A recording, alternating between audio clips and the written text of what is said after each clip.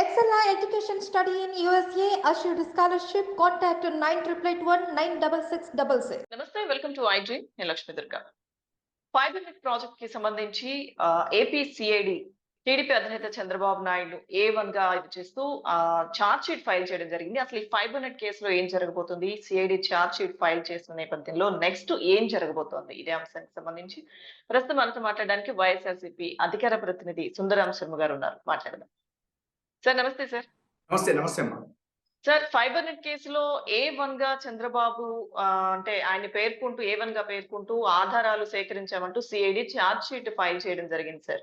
ఏం సార్ ఈ fibre net కేసులో అసలు ఏం జరుగుతుంది సార్? సిఐడికి ఎటువంటి ఆధారాలు లభించాయి సార్?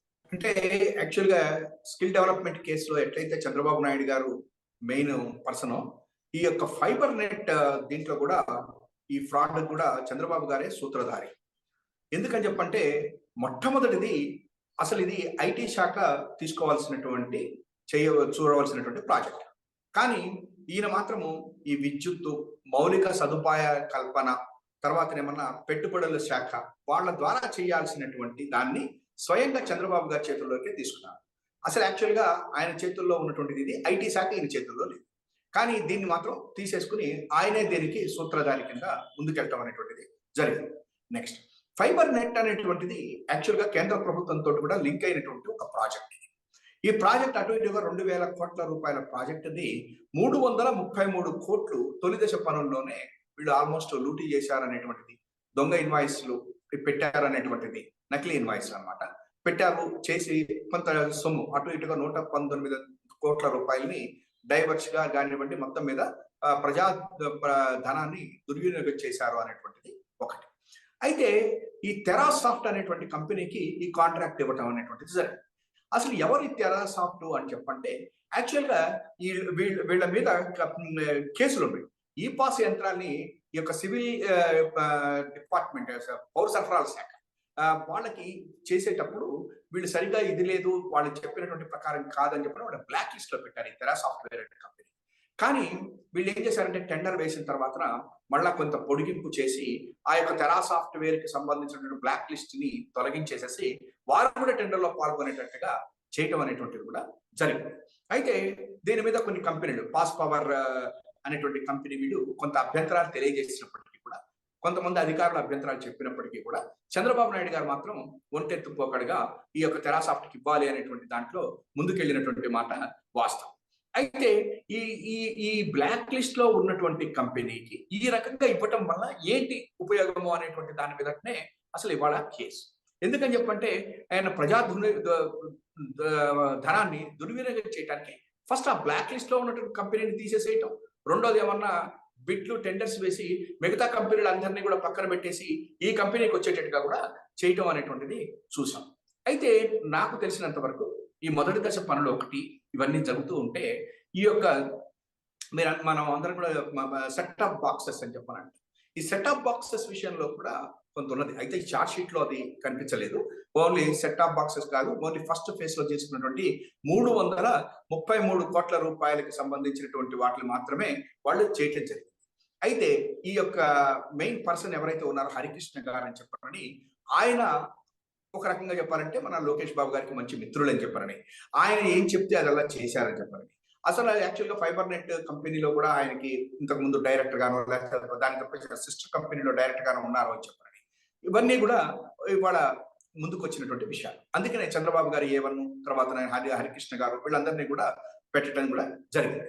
అయితే ఈ యొక్క కేంద్ర ప్రభుత్వానికి సంబంధించినటువంటి ఈ యొక్క నిధులతోటి చేపట్టినటువంటి సైబర్ నెట్ ప్రాజెక్టులో కూడాను మన సీఎం గారు లూటీకి సంబంధించి కీలక ఆధారాలని సిఐడి ఏం చేసిందంటే ఛార్జ్ షీట్ రూపంలో మొన్న ఏసీబీ కోర్టులో ప్రవేశపెట్టడం జరిగింది. ఏసీబీ కోర్టులో ఫైల్ చేయడం కూడా జరిగిపోయింది. అయితే నేను ఇక్కడ చెప్పేది ఏంటంటే చంద్రబాబు నాయుడు గారు ఈ skill development, fibre net, inner ring road ఇట్లా చెప్పుకుంటూ పోతే అనేక కంపెనీలలో వీళ్ళే ఉంటారు అక్కడ అంతా కూడా. ఇప్పుడు ఇదే హరికృష్ణ గారు ప్రతి దానికి కూడా ఈయన ఉంటాడు. అక్కడ ఎవాల్యుయేషన్ చేసేటువంటి టెండర్ల దగ్గర ఈయన కనిపిస్తాడు. తర్వాత ఏమన్నా టెరాసాఫ్ట్ కి సంబంధించి చుట్టరికంలో ఉన్నటువంటి కంపెనీ కింద ఆయనే కనిపిస్తాడు.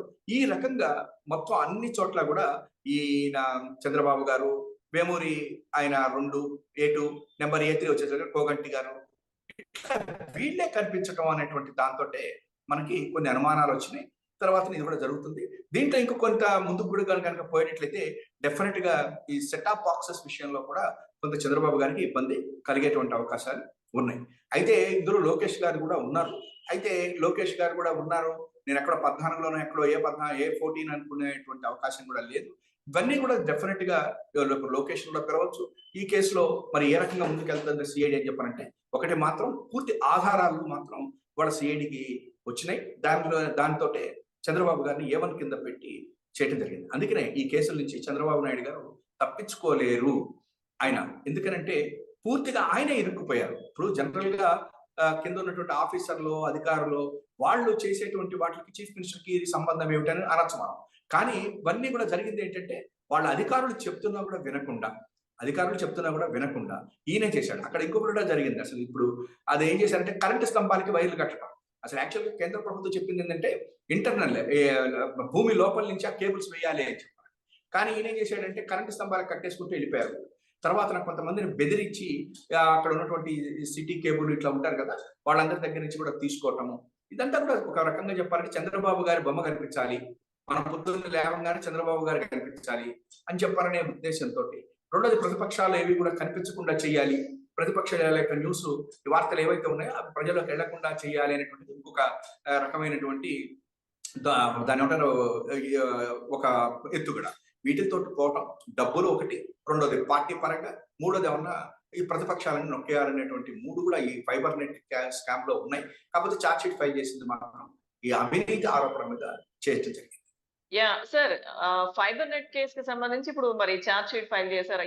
ఇవన్నీ ఇలా ఉంటే అంటే వాళ్ళు ప్రతిపక్షం చెప్తున్నది సార్, ప్రభుత్వ భూములని వైసీపీ కార్యాలయాల పేరిట కబ్జా చేస్తున్నారు, దోచుకుంటున్నారు అన్నట్టు కథనాలు వస్తున్నాయి కదా సార్. మరి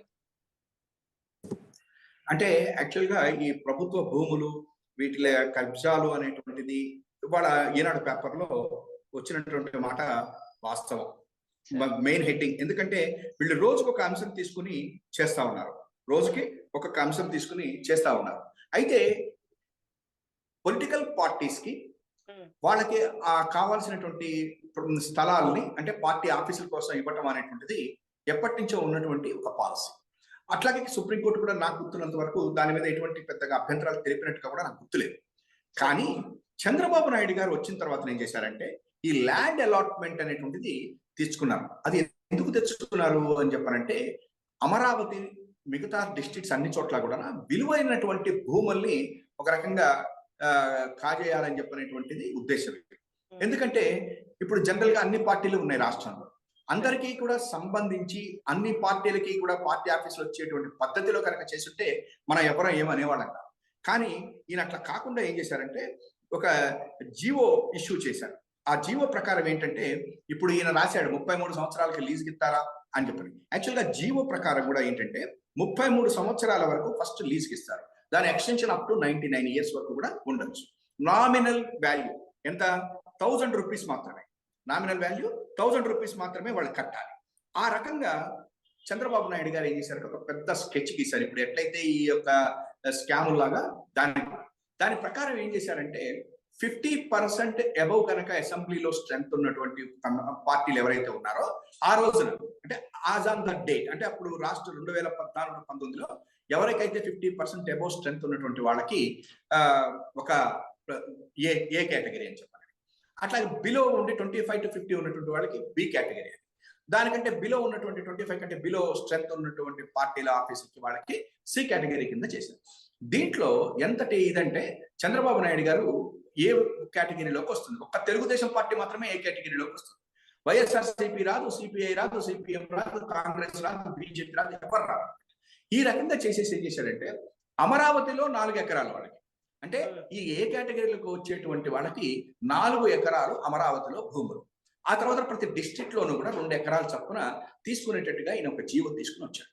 ఈ జీవో తీసుకుని వచ్చిన దాంట్లో ఒక వైఎస్ఆర్సీపీకి మాత్రమే ఒక 2 ఎకరాలు ఎంతో, ½ ఎకరం ఎంతో అమరావతిలోనే ఎక్కడ వస్తుంది, మిగతా చోట్ల 1000 గజాలు ఎంతో వచ్చేటట్టు. ఇక సిపిఐ సిపిఎం వీళ్ళకైతే అసలు ఏమీ లేదు, కాంగ్రెస్ పార్టీ కూడా. ఆ రోజుల్లోనే దీని మీద చాలా పెద్ద గొడవ జరిగిన మాట వాస్తవం. మేము కూడా లెటర్స్ రాసాం అప్పుడు. మేము కూడా అది అసలు కంప్లీట్ డిస్క్రిప్షన్ చంద్రబాబు నాయుడు గారి చేతుల్లో పెట్టుకున్నాడు. ఎందుకనంటే అది కంప్లీట్ కూడా విచక్షణ రహితంగా, విచక్షణ ఇది లేదు దాని మీద అని చెప్పడం కూడా జరిగింది మేము. అయితే ఇక్కడ చంద్రబాబు గారి యొక్క ఉద్దేశం ఏంటంటే, అమరావతిలో 4 ఎకరాలు అంటే ఒక్కసారి మనం ఆలోచించండి. ఆ రోజున అమరావతిలో ఆయనే చెప్పాడు ఎకరం 10 కోట్లు చేస్తుంది, తర్వాత 100 కోట్లు చేస్తుందని కూడా చెప్పాడు.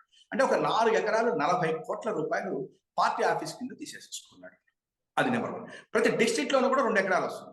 అంటే ప్రభుత్వ స్థలాలు ఎక్కడైతే మెయిన్ ప్లేస్ లో ఉన్నదో ఆ రకంగా తీసుకోవటం అనే దానికి సంబంధించి జీవో ఇష్యూ చేసినటువంటి వ్యక్తి ఎవరు అంటే నారా చంద్రబాబు నాయుడు.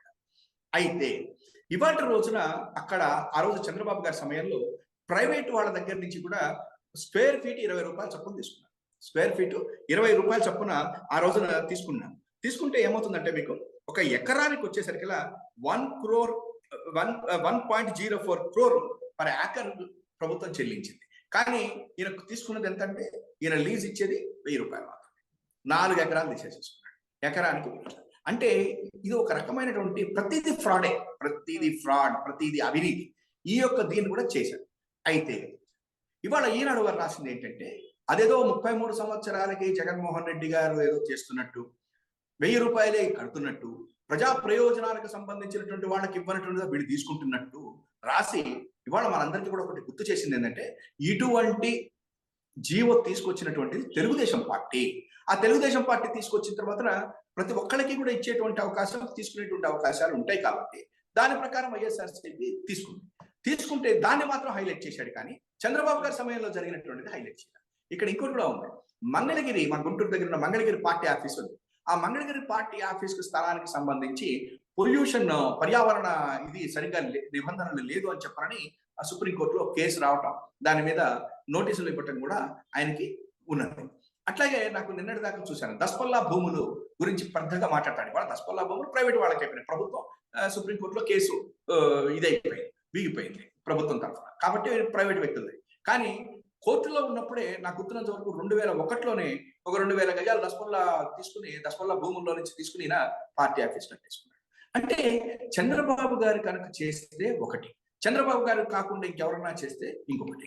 ముఖ్యంగా ఈ జగన్మోహన్ రెడ్డి గారి మీద రోజుకు ఒక అంశం మీద వస్తుంది.